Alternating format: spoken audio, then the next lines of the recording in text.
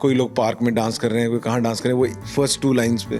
उसके बाद गाना कोई सुनता नहीं है एक्चुअली में। मोहित चौहान की प्लेलिस्ट में किसके गाने रहते हैं? और अपना गाना सुनने का मज़ा नहीं आता। हिमाचल का, उत्तरांचल का, नॉर्थ ईस्ट का भी। कि सोशल मीडिया पे चाहे वो दिलजीत का कॉन्सर्ट हुआ हो या फिर उसके बाद कोल्ड प्ले का कॉन्सर्ट अभी हुआ, का ये कहना है कि क्या इतनी फैन फॉलोइंग है, लोगों को फोमो हो जाता है सोशल मीडिया पर अपलोड करने के लिए फोटोज, ये लोग कॉन्सर्ट्स पे जा रहे हैं। टिकट्स वगैरह का जो भी है, देखिए पीआर भी चीज़ें होती हैं आजकल। देखिए जो वायरल बोलते हैं ना, वायरल हो गया, वो तो बहुत सारा नकली भी होता है। संगीत प्रेमी हैं, उनकी लिस्ट में वो गाना नहीं आएगा कभी नहीं, लेकिन वो सोशल मीडिया पे वायरल हो रहा है, उसकी रील्स बना रहे हैं लोग। या कभी ऐसे हुआ है किसी फिल्म मेकर ने आपको बोला हो कि यार मुझे कोई वायरल गाना बना के दे दे, मुझे मेरी फिल्म के लिए वायरल गाना चाहिए? बहुत पहले जैसे होता कि इसमें से कुछ ऐसा हुक होना चाहिए जो रिंगटोन बन जाए। मतलब मैं उस रेस में नहीं हूँ, मैं वो रील बनाना, शॉर्ट्स बनाना। फिल्म के लिए गाने गाते, जैसे आपने रणबीर के लिए बहुत गाने गाए हैं। रॉकस्टार में तो 1 साल तक रणबीर आते रहे स्टूडियो में, तो मैं, रणबीर, इम्तियाज़ और इरशाद,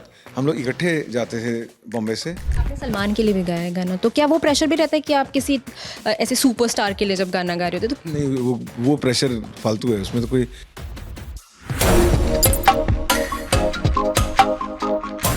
आप किसी भी जनरेशन के हों, प्यार होने पर, दिल टूटने पर, खुद को मोटिवेट करने के लिए या अपने पैशन को फॉलो करने के लिए आपने इन सिंगर के गाने ज़रूर सुने होंगे, जो आज हमारे साथ स्टूडियो में मौजूद हैं। डूबा डूबा रहता हूँ से मटर गश्ती तक, या फिर कोई भी इनका गाना हो, every song is very soulful. बहुत लंबी फहरिस्त है गानों की, और आज हमारे साथ स्टूडियो में मौजूद है मोहित चौहान जी। बहुत बहुत स्वागत है सर। थैंक यू जी, थैंक यू। कैसे हैं आप? एकदम बढ़िया। हम तो आपके गाने सुन सुन के बड़े हुए हैं। हमारे लाइफ के हर फेज़ के लिए, हर इमोशन के लिए आपका एक गाना है जो हमारी प्लेलिस्ट में रहता है। मोहित चौहान की प्लेलिस्ट में किसके गाने रहते हैं? मेरे अपने तो नहीं रहते, कम से कम। क्यों? अपना गाना सुनने का मज़ा नहीं आता। मैं सुनता हूँ पुराने गाने, किशोर कुमार साहब के गाने सुनता हूँ, और कुछ क्लासिकल सुनता हूँ, कभी कभी फोक म्यूज़िक सुनता हूँ जनरली। फोक म्यूज़िक में क्या पसंद है? कौन से गाने आपको पसंद? क्योंकि हम दोनों पहाड़ से हैं, और पहाड़ों के अगर आप उन गीतों को सुनेंगे ना, जो जिनमें उन मिट्टी की खुशबू आती है, आपको कौन सा वो गाना है पहाड़ों का जो पसंद है सबसे ज़्यादा? देखिए फोक म्यूज़िक सब जगह का बहुत रसीला होता है, लेकिन मैं पहाड़ों का म्यूज़िक सुनता हूँ, हिमाचल का, उत्तरांचल का, नॉर्थ ईस्ट का भी।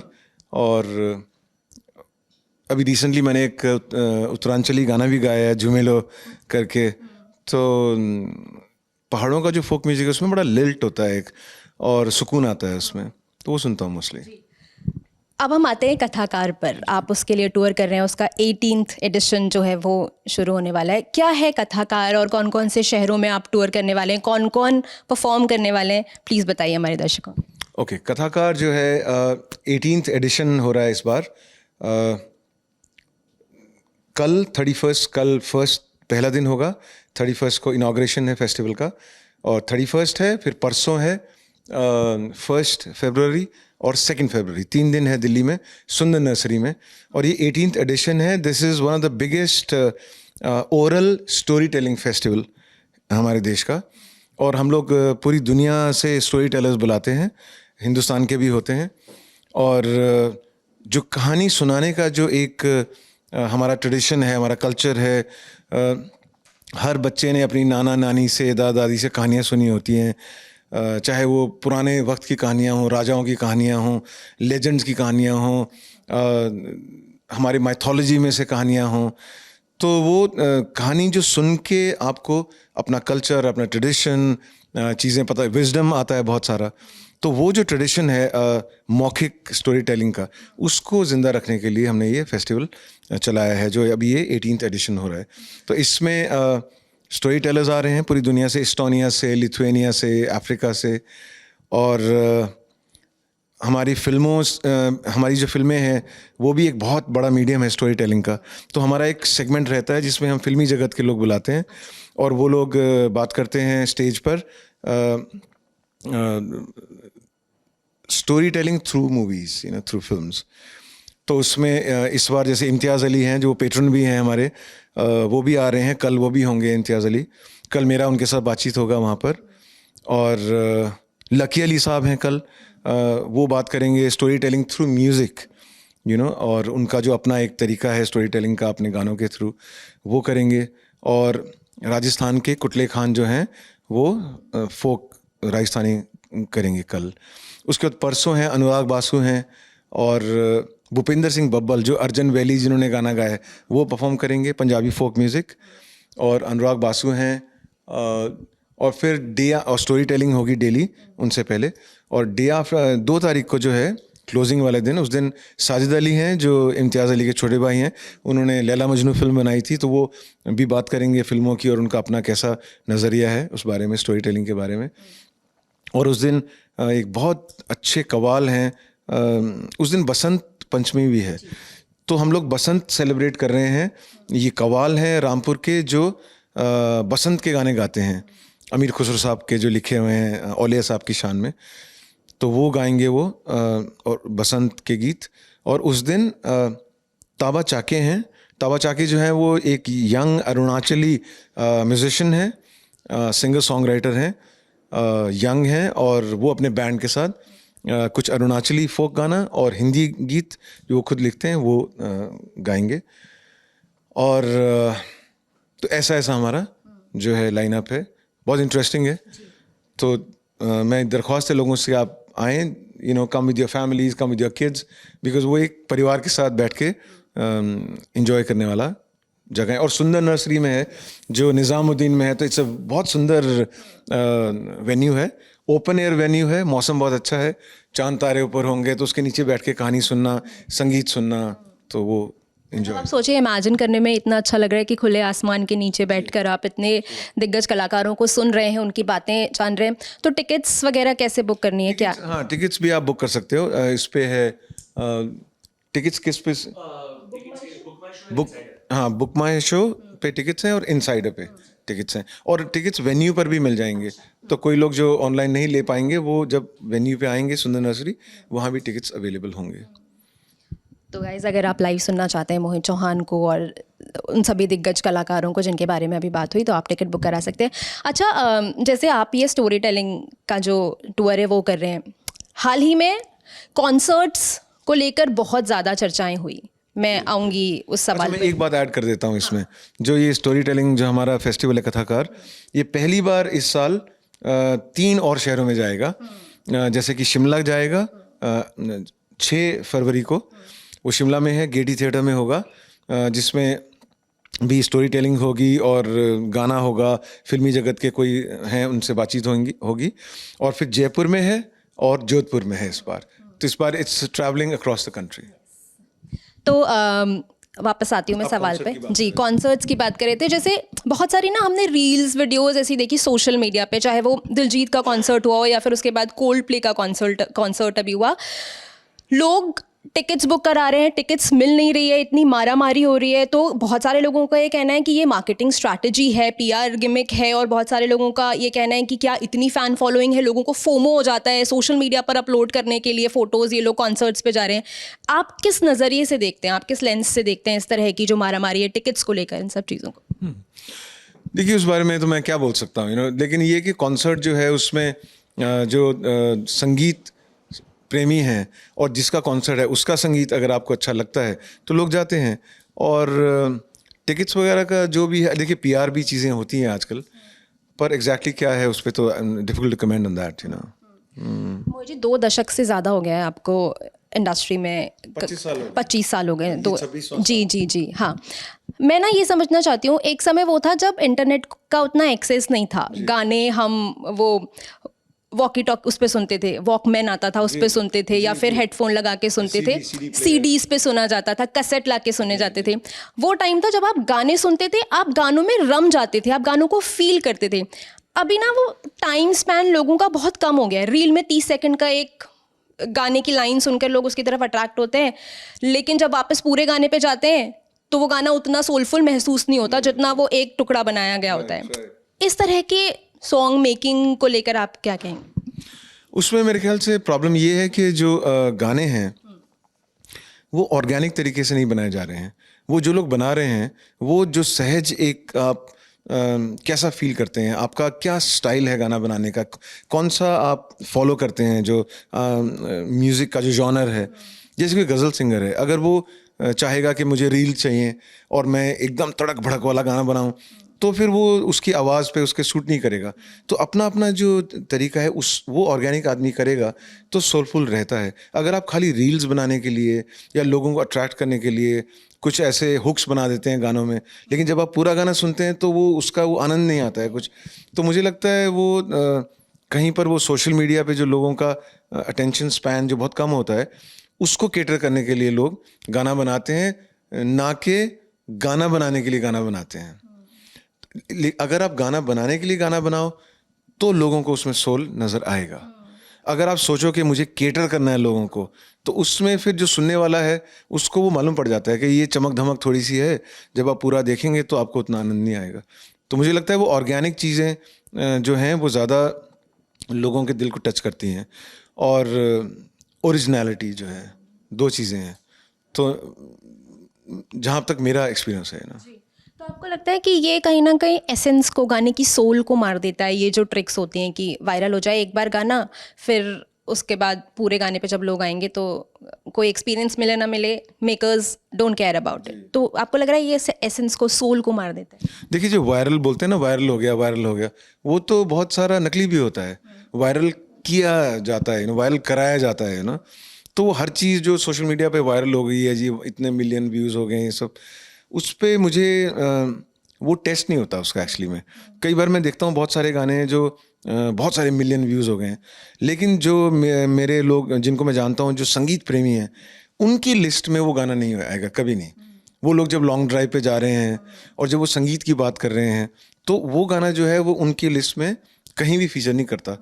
लेकिन वो सोशल मीडिया पे वायरल हो रहा है, उसकी रील्स बना रहे हैं लोग। तो वो जो रील बनाना है और जो वायरल होना है वो एक अलग दुनिया है, उसका संगीत से लेना देना कम है। जो रियल म्यूज़िक होता है, क्योंकि रियल म्यूज़िक जो है वो आपके हार्ट को टच करेगा। जो ये रील बनाने वाला है, ये आपको टच नहीं करेगा, ये आपको एंटरटेन करेगा for 30 seconds and then you move on, you know. So it's not about the music. लेकिन अगर आप ओरिजिनल गाना नेचुरल कुछ बनाते हैं, इमोशन के साथ बनाते हैं, और ये नहीं सोचते हैं कि इस गाने पे रील बने या इसका वो बने, जैसे वायरल हो या इसका रिंगटोन बनना चाहिए, अगर आप वो सोच के गाना बनाओगे तो वो गाना थोड़ी है फिर। हाँ, फिर तो वो आप एक मैन्युफैक्चर कर रहे हो नकली चीज़ कि मुझे उस एंड के लिए भी वो होना चाहिए। लेकिन अगर आप गाना बनाने के लिए, इमोशन के लिए गाना बनाते हो, that's when it touches people, you know. क्या ये हर्ट करता है, मतलब आप जैसे कलाकार को जिन्होंने सिर्फ गाने की आत्मा के लिए काम किया है, क्या ये दुखी करता है आप लोगों को? या कभी ऐसे हुआ है किसी फिल्म मेकर ने आपको बोला हो कि यार मुझे कोई वायरल गाना बना के दे दे, मुझे मेरी फिल्म के लिए वायरल गाना चाहिए, ऐसे कभी हुआ है? क्योंकि अब तो ये सब चीज़ें भी मैटर करने लगी। जी, बिल्कुल करती हैं। देखिए, मुझे उससे कोई फ़र्क नहीं पड़ता, क्योंकि कहा है आपसे कभी? अ, बहुत पहले जैसे होता कि इसमें से कुछ ऐसा हुक होना चाहिए जो रिंगटोन बन जाए, मतलब वो चीज़ है, तो उसको तो हंस के टाल दिया उस टाइम पे। लेकिन ये है कि जहाँ तक मेरा सवाल है एज अ म्यूजिशियन, मुझे उस रेस में नहीं हूँ, मैं वो रील बनाना, शॉर्ट्स बनाना। तो मैं जो गीत बनाता हूँ अपनी एल्बम्स में भी, जो बना रहा हूँ और बना रहा हूँ अभी भी, वो मैं वही संगीत है जो मैं हूँ।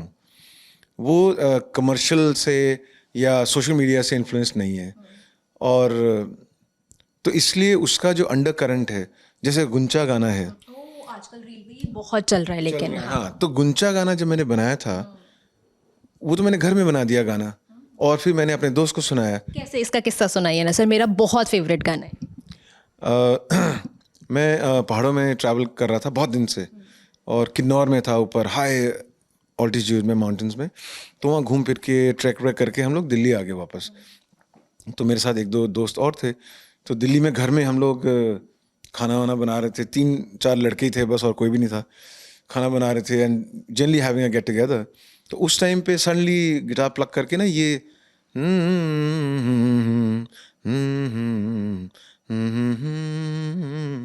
ये एक धुन दिमाग में आ गई, और फिर उसका वो गाना बन गया थोड़ा। फिर मैं बॉम्बे गया तो मेरा दोस्त को सुनाया, मैंने कहा मैंने गाना बनाया।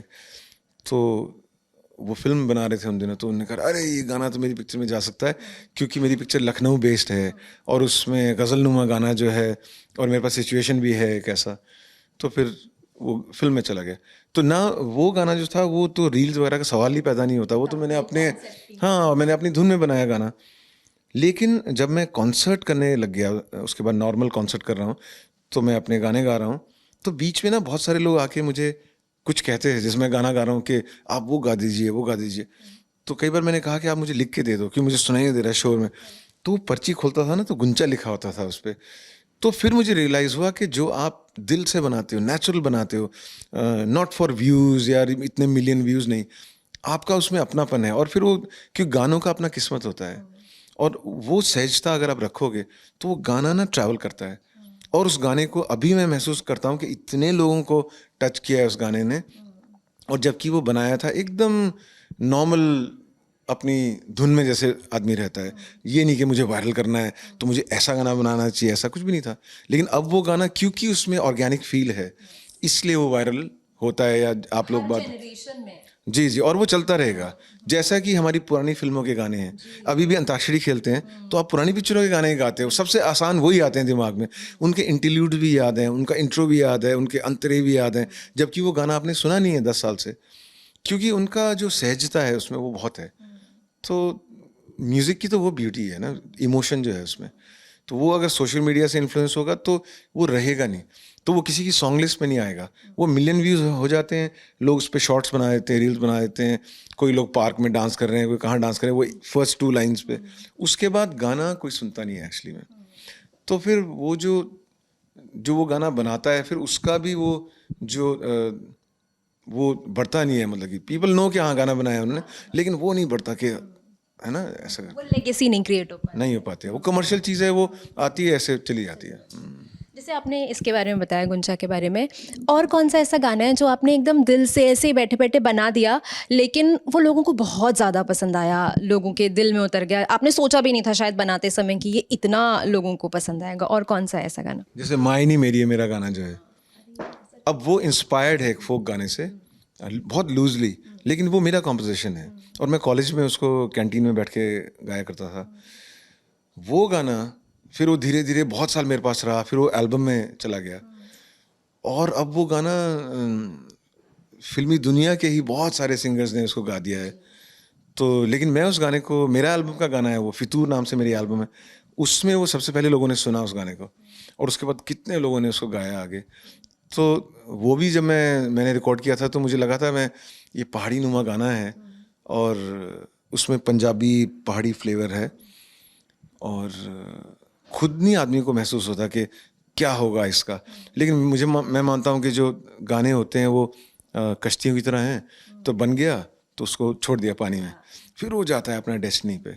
लेकिन उसमें अगर आपका ऑर्गेनिक फील है तो वो जाएगा कहीं ना कहीं, चाहे कम लोगों में जाएगा, लेकिन जहाँ जाएगा वो याद रखेंगे आपको, आपका गाना उनकी सॉन्ग लिस्ट में कहीं ना कहीं प्ले होगा। कभी कभी जब उनका मूड कैसा होता है तो दिल प्ले दैट सॉन्ग, तो अटैच हो जाते हैं गाने से। तो वो भी एक ऐसा गाना है, रहते हैं ऐसे गाने। आज के समय में आपको कौन से सिंगर ऐसे लगते हैं जिनकी गायकी में या जिनके म्यूज़िक में आपको लगता है कि हाँ सोल बची है, अभी भी सोलफुल सिंगिंग जिंदा है? नहीं है, सिंगर्स हैं। आपके फेवरेट आज के समय में कौन? जो कंटेम्प्रेरी हैं, देखिए कंटेम्प्रेरी में फेवरेट्स तो ऐसे नहीं बोलूँगा, कि सबकी आवाज़ अपनी अपनी होती है और सबका अपना अपना फ्लेवर होता है। और संगीत में जैसे किशोर कुमार साहब थे, तो बहुत, मतलब उन्हीं को मैं गुरु मानता हूँ, उनसे गाने सुन सुन के सीखा हूँ। पर मोहम्मद रफ़ी साहब भी थे, वो भी एक बहुत बहुत बड़े संगीतकार जिन्होंने करोड़ों लोगों को इंस्पायर किया और सिखाया। लेकिन मुकेश जी का भी कंट्रीब्यूशन कम नहीं है। बेशक उन्होंने थोड़े कम गाने गाए हों, लेकिन बहुत सारे गाने ऐसे हैं जो लगता है और कोई नहीं गा सकता, उन्हीं को गाने चाहिए। फिर मन्ना डे जी हुए, तलत महमूद, मतलब तो आवाज़ें। तो आज की डेट भी जितने सिंगर्स हैं, मैं सुनता नहीं हूँ वैसे कंटेम्प्रेरी ज़्यादा गाने, कभी कोई सोशल मीडिया पे दिख जाता है या कहीं ट्विटर पे आ गया तो देखता हूँ, लेकिन सिंगर सब अच्छे हैं, लेकिन मैं सुनता पुराने सिंगर्स को ही हूँ अभी। मुझे बताइए, जैसे फिल्मों के लिए जब गाने बनते हैं तो क्या प्रोसेस रहता है? जैसे लिरिक्स आ गए उसके बाद म्यूज़िक डायरेक्टर बताते होंगे किस तरीके से क्या क्या है, धुन कैसी होगी, और फिर आपको पता चलता है कि कौन एक्टर इस फिल्म में काम करने वाले हैं। तो वो कैसे प्रोसेस होता है, कैसे उसको कंसीव करते हैं, एक म्यूजिशियन के अंदर क्या चल रहा होता है, उसकी क्या प्रिपरेशन रहती है जब वो किसी फिल्म के लिए गाने गाते हैं? जैसे आपने रणबीर के लिए बहुत गाने गाए हैं, तो वो क्या रहता है? देखिए, जब प्लेबैक सिंगिंग करने आदमी करता है जब, तो मैं उसको मानता हूँ कि एक सिंगर के लिए प्लेबैक सिंगिंग जो है वो काफ़ी मुश्किल काम है एक तरह से, मतलब देखा जाए तो। क्योंकि आपका अपना जॉनर कुछ भी हो, आपको प्लेबैक सिंगिंग में डिफरेंट डिफरेंट टाइप के गाने गाने को मिलते हैं। आपको कव्वाली भी गानी पड़ जाती है, आपको सैड सॉन्ग भी गाना है, आपको हैप्पी सॉन्ग भी गाना है, डिवोशनल गाना भी गाना है, रॉक गाना भी गाना है। तो आपको हर जॉनर टच करने को मिलेगा कहीं ना कहीं, और आप चाहोगे कि आप डिलीवर करो, आप उसको अच्छे से निभाओ। तो स्टूडियो जाता हूँ तो जो डायरेक्टर होते हैं वो मुझे चीज़ें बताते हैं, कहानी बताते हैं, एक्टर्स बताते हैं। तो एक्टर्स का इन्वॉल्वमेंट भी रहता है क्या? एक्टर्स का कभी कभी रहता है। कभी कभी जो एक्टर्स हैं वो स्टूडियो में आते हैं, गाना सुनते हैं। रॉकस्टार में तो 1 साल तक रणबीर आते रहे स्टूडियो में। तो मैं, रणबीर, इम्तियाज़ और इरशाद, हम लोग इकट्ठे जाते थे बॉम्बे से फ्लाइट में, और वहाँ 3-4 दिन रहते थे। एक गाना रिकॉर्ड किया या 2 किया, और हर टाइम हम लोग इकट्ठे होते थे, क्योंकि रणबीर भी ऑब्जर्व करते थे, क्योंकि म्यूजिशियन की कहानी है तो स्टूडियो में कैसे काम हो रहा है, कैसे आदमी खड़ा होता है, माइक पकड़ रहा है। I am sure he picked up things, and तो उसमें तो उनका पूरा इन्वॉल्वमेंट था, इमोशनल भी, और प्रेजेंस, फिजिकली वहाँ पर प्रेजेंट रहते थे। और भी कई आर्टिस्ट हैं जो आते हैं रिकॉर्डिंग सुनने के लिए। जैसे मैं हीरोपंती का गाना गा रहा था, तो टाइगर श्रॉफ स्टूडियो में आए, वो मिले, वहाँ बैठे, गाना सुना, उसको महसूस किया। और भी आते हैं लोग। आपने सलमान के लिए भी गाया है गाना, तो क्या वो प्रेशर भी रहता है कि आप किसी ऐसे सुपरस्टार के लिए जब गाना गा रहे होते, तो क्या वो प्रेशर सिंगर के ऊपर रहता है, या वो लेना चाहिए प्रेशर, नहीं लेना चाहिए? नहीं, वो प्रेशर फालतू है, उसमें तो कोई, क्योंकि आपको तो गाना गाना है। अभी आपको गाने का इमोशन जो है उसको डिलीवर करना है, और जब डिलीवर हो जाएगा तो जो भी उसको प्ले करेगा, चाहे सुपरस्टार हो चाहे कोई भी हो, वो फिर उसमें ढलेगा। मतलब when he listens to the song and he will emote the song accordingly. तो आपका काम है गाने में, अगर रोमांटिक गाना है, जैसा भी इमोशन है गाने का, वो उसमें अच्छे से आए, मतलब, और फिर एक्टर जो है उसको निभाएगा स्क्रीन के ऊपर। लेकिन कई एक्टर्स जो हैं वो गानों को ज़्यादा अच्छा निभाते हैं। कौन है जो गानों को सबसे अच्छा निभाता है? ऋषि कपूर साहब बहुत बढ़िया गाते थे। इवन मिस्टर अमिताभ बच्चन, उनके भी आप पुरानी फिल्में देखेंगे, कोई भी, तो जब वो गाना गाते हैं तो लगता है कि वो गा रहे हैं, मतलब तो वो भी एक हुनर है, क्योंकि एक्टर तो खुद नहीं गा रहा है। ऋषि कपूर साहब इतने गाने गाते थे, जैसे हम किसी से कम नहीं के, कितने गाने हैं उनके फिल्मों के, लेकिन जब भी वो स्क्रीन पे गा रहे हैं तो लगता है कि वो गा रहे हैं। तो एक बार उन्होंने बताया भी था कि वो तो एक्टर का एक हुनर है कि आप गाने, क्योंकि हमारी हिंदी फिल्मों में गाना जो है वो एक बहुत इंपॉर्टेंट हिस्सा होता है हमारी फिल्मों का, शुरू से लेकर, और वो ऑडियंस जो है वो उसको, वो फिल्म को जो है वो पूरा बनाता है ना, म्यूज़िक से इमोशन को उठाते हैं। तो और भी एक्टर्स अच्छा गाते हैं, पर ये 2 तो अभी मेरे को जहन में एकदम आए, बहुत बहुत अच्छा निभाते हैं। अगर इस दौर के रणबीर बहुत अच्छा, रणबीर ने रॉकस्टार में बहुत अच्छा निभाया। और या ऐसे भी होता है क्या कभी, आखिरी सवाल बस, कि जैसे सिंगर ने गाना गाया, सोल तो सिंगर की ही है, म्यूज़िक डायरेक्टर ने बनाया, उनकी सोल है, फिर एक्टर ने उस पर परफॉर्म किया, उन्होंने भी अपनी पूरी एनर्जी लगाई, पूरी सोल लगाई, पर वो गाना ना कई बार सिर्फ एक्टर का होके रह जाता है कि ये रणबीर का गाना है, ये सलमान का गाना है, ये शाहरुख का गाना है, ये फला फला एक्टर का गाना है। तो क्या फिर ऐसे as a singer, as a musician कभी कभी ख़राब लगता है, या now you have made peace with it कि यही होता है, यही होता है? नहीं, ऐसा नहीं होता है, क्योंकि अब जैसे आप इमेजिन करो, राजेश खन्ना साहब, उनके लिए किशोर कुमार जी ने गाना गाया, बहुत सारे गाने गाए, और उनका जो ग्लैमर था, राजेश खन्ना साहब का जो सुपरस्टारडम था, उसमें किशोर साहब की आवाज़ का भी बहुत जादू था उनके, और सुंदर गाने, आर डी बर्मन साहब का संगीत या औरों का संगीत। तो जब भी हम याद करते हैं उनको, तो उनको उस गाने से याद करते हैं, लेकिन वो गाना किसने गाया है ये भी याद करते हैं हम लोग। तो अभी भी ऐसा ही है कि अगर मैंने जैसे रणबीर के लिए गाना गाया, तो लोग रणबीर को, रॉकस्टार में रणबीर है, लेकिन जब भी वो गाने सुनेंगे तो वो आवाज़ मेरी आएगी, तो मुझे भी याद किया जाएगा। तो वो दोनों का ही होता है एक तरह से गाना। मेरे ख्याल से सिंगर का थोड़ा ज़्यादा होता है।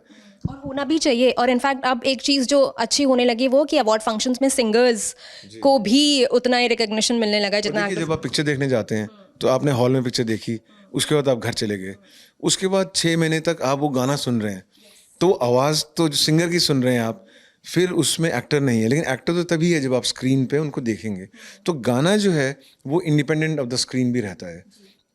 जैसे गुंचा गाना है, अब गुंचा गाना को के मेनन साहब ने गाया है फिल्म में, बहुत अच्छा गाया है। लेकिन जब आदमी गुंचा को आप अलग सुनेंगे, जैसे आप ट्रैवल पे जा रहे हैं, तो वो आपके दिमाग में मूवी का ज़रूरी नहीं है कि सीन नज़र आए, आपकी लाइफ से जुड़ी हुई चीज़ें नज़र आएंगी, आपकी अपनी इमेजिनेशन, आपका अपना ज़िंदगी का में जो हुआ है या होने वाला है, उसका खुशी या उसका गम या उसकी उम्मीद, वो गानों से जुड़ी रहती है। तो गाने जो हैं वो अपने आप में अपना जादू लेके चलते हैं, और जो गाने दिल को टच करते हैं वो हमेशा आपके साथ चलते हैं। Thank you so much sir, क्योंकि बार बार कैमरे के पीछे से इशारा हो रहा है कि समय कम है और हमें इस इंटरव्यू को रैप करना है। हम उम्मीद करते हैं आराम से बैठ के इत्मीनान से आपसे कभी बातचीत करेंगे और ज़्यादा समझने जानने की कोशिश करेंगे। और कथाकार के लिए गाइस अपने टिकट्स बुक करा लीजिए। अगर आप इतने बड़े दिग्गजों को सुनना समझना चाहते हैं तो ज़रूर जाइए। मैं तो डेफिनेटली जाने वाली हूँ। Thank you so much. आपको कौन से गाने पसंद हैं, वो कौन से गाने हैं मोहित चौहान के जिन्हें सुने बिना आपका दिन नहीं गुजरता है, वो आप कमेंट सेक्शन में बता सकते हैं। खूब खुश रहिए, खूब अच्छे अच्छे गाने सुनते रहिए और देखते रहिए ललन टॉप। शुक्रिया।